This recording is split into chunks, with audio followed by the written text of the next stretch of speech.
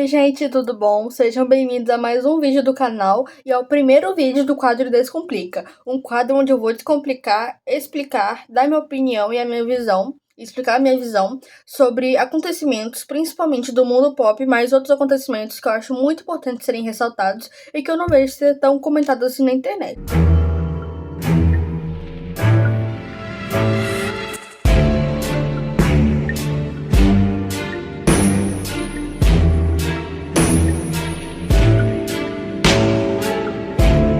Como já está explícito no título do vídeo, hoje eu vou falar sobre a Daniela e a sua nacionalidade. A Mizono, né? Mais conhecida assim pelos haters. Eu não sou hater do Cat Design, muito menos da Daniela. Nesse vídeo eu só vou ressaltar um ponto em que eu vejo muitas pessoas falando sobre a Daniela e a sua nacionalidade, só que essas pessoas não trazem pontos confirmados e legítimos para se defenderem e reforçar o seu ponto. Então, não só nesse vídeo, mas nos vídeos desse quadro, eu vou trazer pontos em que reforçam a minha ideia e a minha explicação. A Daniela, com o nome completo Daniela Andrea Vanzini Lioretti, filha de uma mãe cubana e de um pai venezuelano. Ok, por aí tudo bem. O que acontece é que ela se diz latina, tendo nascido em Atlanta, Geórgia, Estados Unidos. E em uma live, além de se dizer americana, cubana e venezuelana, se diz também italiana e alemã. Não lembro exatamente se por conta de seus avós ou não lembro, enfim. Mas nesse vídeo eu vou falar o porquê isso é problemático, mas não só, a questão de sua nacionalidade, e trazer pontos que eu não vejo pessoas citando. Sobre ela se dizer cubana e venezuelana. Ok, ela já sabemos que ela nasceu na Geórgia, que se localiza nos Estados Unidos. Então, meio que ela não pode se dizer venezuelana e cubana, certo, Mikael? Na verdade, ela pode, por conta de uma lei que se aplica em muitos países da Europa, Ásia, principalmente no sistema de Millet, no Japão, em alguns países da América do Sul, Europa Central, Oriental e no norte da África. Eu tô lendo aqui o roteiro porque eu escrevi o roteiro, tá, gente? É um negócio assim, sabe? Não é qualquer coisinha, não. Nesses países, existe uma lei chamada jus sanguíneos, que permite que com base na sua ascendência, você possa definir a sua nacionalidade. Nos países de Venezuela e Cuba, que são os países de origem de seus pais, eles adotam esse sistema, essa lei do jus sanguíneos. Então, de acordo com a sua ascendência, ela pode sim se dizer venezuelana e cubana. Por exemplo, explicando mais sobre essa lei, vou ler aqui, ó. O critério principal é a ascendência.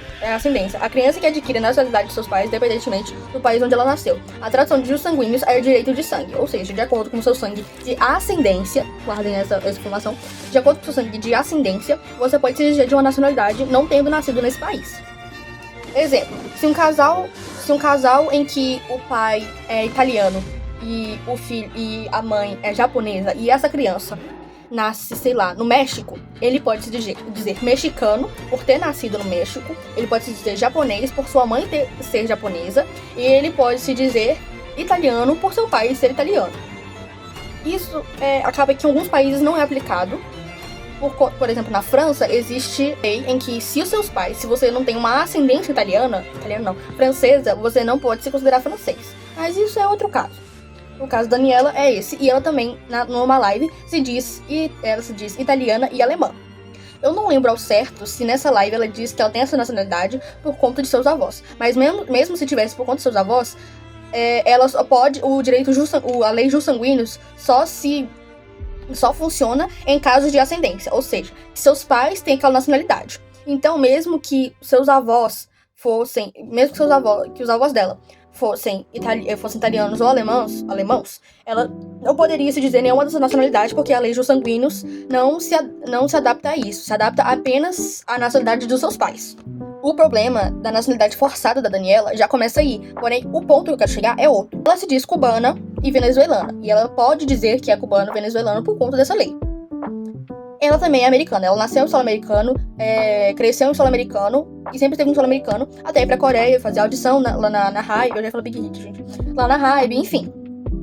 Ok. Ela cresceu nos Estados Unidos. A única cultura latina que ela teve foi a nacionalidade de seus pais. Os pais dela provavelmente conversavam em espanhol, dentro de casa, e assim, enfim. Então, ela sabe falar espanhol. Ok. Nossa, Mikael, então tá resolvido, né? Ela é venezuelana, ela é cubana, enfim. Porém, como eu disse antes, o problema não é esse que eu quero trazer. Ela dizer que é italiana e alemã já é um problema. O problema principal que eu não vejo, eu nunca vi ninguém falando sobre, é que quando o assunto é o estereótipo de uma pessoa latina, que é a aparência, a dança, enfim, ela sempre é, nossa, eu sou latina mami, não sei o que, sempre reforçam ela ser latina. Agora, quando ela está num palco, quando ela está em outras ocasiões, ela sempre exala a americanitude. Sempre exala, sabe? Ela sempre exala que, olha, eu sou americana, que não sei o que eu cresci nos Estados Unidos. E em pontos, em ocasiões em que ela poderia citar sobre sua cultura latina e outras coisas, ela não pontua, ela não fala sobre, ela sempre... Ela não faz, ela não ressalta sua cultura. Apenas quando o assunto é estereótipo, de roupa, de aparência, de dança, de movimento, de como ela age, aí sim, olha, oh meu Deus, como a Daniela é latina. Aí sim é exaltado ela ser latina. Quando o assunto é outro, tá lá, ela com a bandeira dos Estados Unidos, enfim. É isso. Nossa misono, né, realmente. Mas, Mikael, como que você fala isso com tanta certeza? Assim, tem vários pontos em que isso pode ser comprovado. Vários pontos. Não é só essa questão, não é só uma questão de ter levantado uma bandeira estadunidense, dela ter movimentos latinos, dela saber falar do estereótipo latino, dela saber falar espanhol. Não é só isso. Tem pontos que, se você observar bem, se você observar bem, começar a estudar um pouco, você fala assim, isso tá meio errado. A Daniela, quando criança, tinha um cabelo cacheado, não muito definido, mas enfim, ela tinha um cabelo cacheado. Na sua adolescência, como é visto em fotos, as coisas assim, ela sempre tá com o cabelo liso, provavelmente ela fez um procedimento químico no cabelo, e o cabelo dela é sempre liso. Na foto de formatura dela, o cabelo dela já está com algumas ondas, mas ainda assim mantém um ondulado mais americano, assim, mais do estereótipo americano. Agora, quando a gente vê em Narly, principalmente em Gabriela, e Narly pra frente, ela sempre tá com aquele cabelo cacheado, muito bem finalizado, e às vezes até com um cacho que aparenta ser um pouco forçado, feito com babyliss ou alguma coisa do tipo. Uma comparação que pode ser feita, além de ela no pré-debut e, por exemplo, em Game Boy ou enfim, ela atualmente, ela se expressa atualmente através de suas roupas, enfim, e no primeiro single delas, Debut. Em Debut, ela está com o cabelo, apesar de cacheado, não aquele cacheado, tipo o cacheado da Danielle, no debut delas, aquele cabelo natural que o New Jeans usava no debut delas, inclusive. New Jeans, eu tô gravando esse vídeo, ainda não saiu o resultado do New Jeans, mas New Jeans, por favor, volta.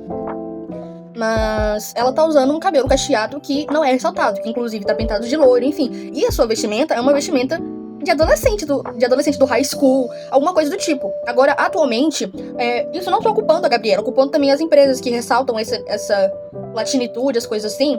Agora, atualmente, ela está com uma aparência do estereótipo latino, que é aquele olhar marcante, os movimentos bem articulados, bem exagerados, vamos dizer assim, ou aquele cabelo cacheado, ela com a pele mais morena, e uma harmonia que ela não trazia em Debut. Uma outra prova que comprova ainda mais que ela usa a sua cultura por hype é num vídeo que ela recebeu muito hate dela tocando uma música brasileira, se eu não me engano, em que ela força muitos movimentos. Muitos movimentos. E dá pra ver que aquilo é claramente um movimento forçado.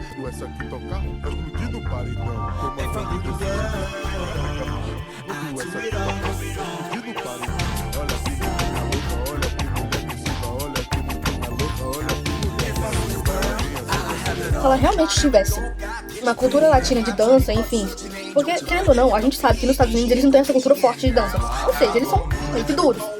Agora, na cultura latina, tem todo aquele movimento e tal, se ela realmente estivesse inclusa nessa cultura latina, ela não precisaria forçar seus movimentos pra reforçar que, olha, eu sou latina, pra reforçar a visão das pessoas sobre ela ser latina. Se ela realmente tivesse essa cultura e não se esforçasse pra fazer isso, e fosse uma coisa normal pra ela, não teria feito daquele jeito, teria sido diferente, entendem? Gente, basicamente é isso. O ponto que eu queria chegar não é apenas que ela faz meio que uma apropriação de nacionalidade, que ela quer se dizer muitas nacionalidades, quando na verdade ela nasceu nos Estados Unidos e tem os pais de cultura latina, de naturalidade latina. O ponto que eu queria chegar é que ela usa essa cultura latina dos pais, que a única coisa que ela realmente sempre expressou foi a língua, que ela, provavelmente os pais ensinaram a ela o espanhol enquanto ela estava crescendo, e atualmente o seu visual latino forçado. É nisso que eu queria chegar. A sua nacionalidade forçada e não só a nacionalidade, como a sua naturalidade. Ela sempre exalta, não só ela, como as integrantes do grupo também, sempre exaltam ela ser latina, mas em momento em que ela deve mostrar a sua cultura e de outras formas, elas não sabem fazer isso e só levanta ainda mais e só exala ainda mais o harmônico dos Estados Unidos. Quando são assuntos que, me explica alguma coisa sobre a cultura latina, eu não vai saber. A única coisa que eu sei fazer são o movimento, são o estereótipo forçado do latino. É a única coisa que eu sei fazer. É isso. Esse é o primeiro vídeo desse quadro. Eu gosto bastante de conversar sobre esses assuntos, essas coisas assim. Eu gosto de comentar sobre as coisas. Eu acho muito importante você ter uma opinião concreta pra tudo na vida e não só ter uma opinião concreta, como também ter fatos que comprovam a sua opinião. Então, esse vídeo, como eu acho isso uma coisa muito importante, esse quadro que eu tô abrindo no canal hoje vai ser para desenvolver ainda mais um senso crítico e talvez também inspirar outras pessoas a terem um senso crítico e uma coisa que pode ajudar muitas pessoas futuramente. Então é isso, espero que vocês tenham gostado do vídeo. Se vocês gostaram, por favor, não é querendo me ligar, mas deixa um like, comenta, por favor, pra hypar. Hypa também, que eu tenho a função no YouTube, né, de hypar, se quiser hypar no vídeo também, eu vou estar agradecendo. E é isso. Beijinhos do Mikael e até o próximo vídeo.